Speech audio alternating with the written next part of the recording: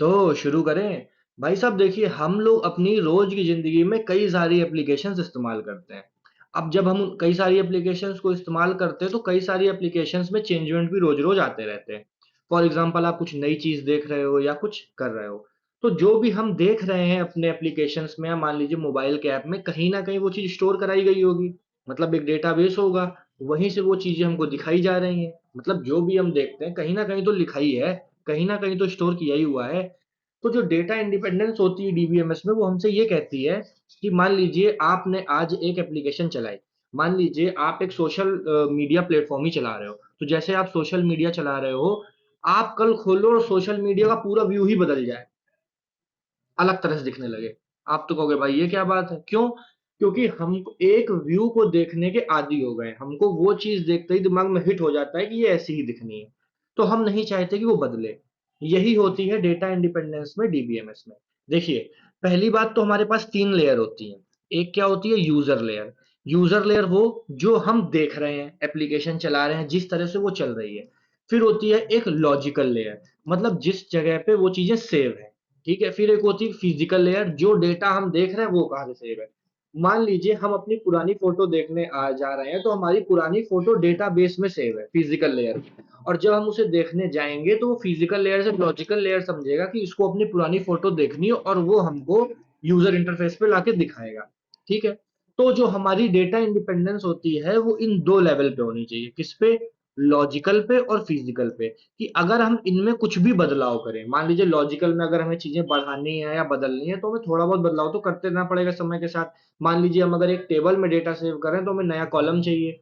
ठीक है। और अगर हमें डेटा ही अलग तरह से स्टोर कराना है तो हमें फिजिकल लेवल में बदलना पड़ेगा, फोटो हम अलग तरह से स्टोर करना चाहते हैं।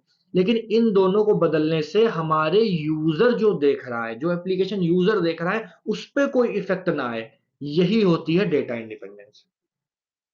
और लॉजिकल चेंज करें तो लॉजिकल इंडिपेंडेंस, फिजिकल चेंज करें तो फिजिकल इंडिपेंडेंस। अब इनको हम सिंपल इंग्लिश में एग्जांपल और डायग्राम के साथ समझते हैं।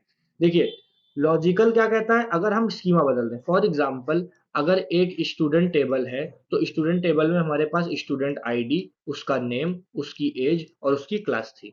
अब हमें उसका फोन नंबर भी ऐड करना है। अब हमने क्या किया, उसका फोन नंबर डेटाबेस में ऐड कर दिया और सबके फोन नंबर चढ़वा दिए।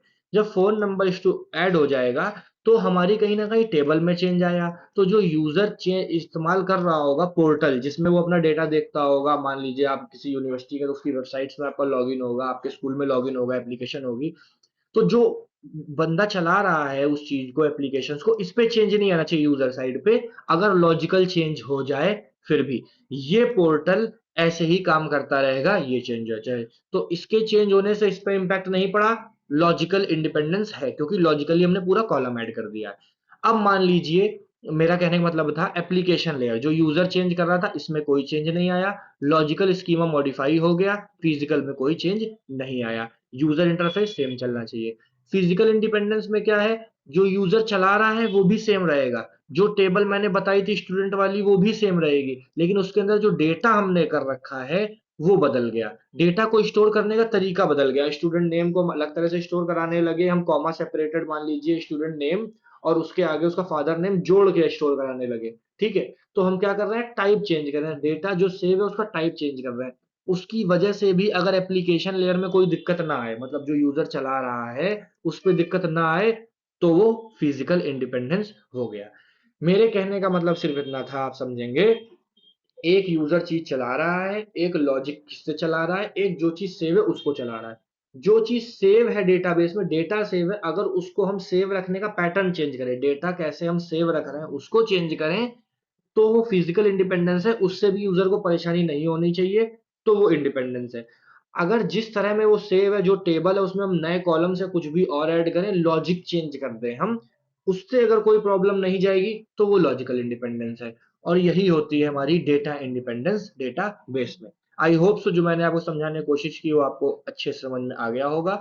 तो आप इसको यहाँ पे देख सकते हैं, स्क्रीनशॉट को आप ले लीजिए, 1, 2, 3 एंड 4। अब इसके ये टाइप्स और इसके ये की डिफरेंसेस थे, इसको आप देख लीजिएगा। तो हम फिर मिलते हैं अगले वीडियो में, तब तक के लिए thank you, have a nice